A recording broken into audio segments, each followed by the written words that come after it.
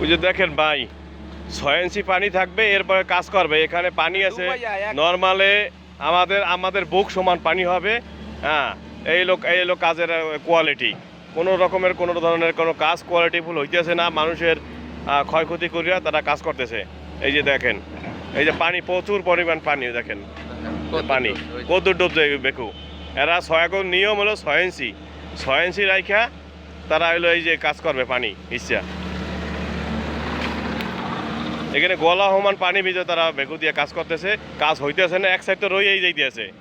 খাল খননের নিয়ম, ওরা কোদালে কাজ করবে, মাঝখানে কাটবে, এরা এক সাইড ধুয়ে দিতে আছে, আর এক সাইডে কাজ খনন করতেছে।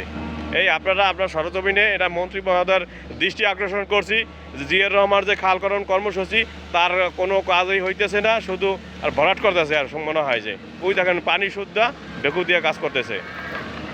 এই যে এলাকাবাসী আছে এখানে, সবার আপনারা বক্তব্য নিছি।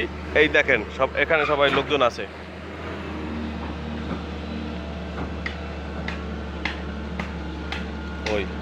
ওই যে পানি গলা সমান পানি হইবে। যেখানে 6 ইঞ্চি পানি রেখা খাল খনন করবে, সেখানে গলা সমান পানি ভিতরে তারা বেকু কাজ করতেছে।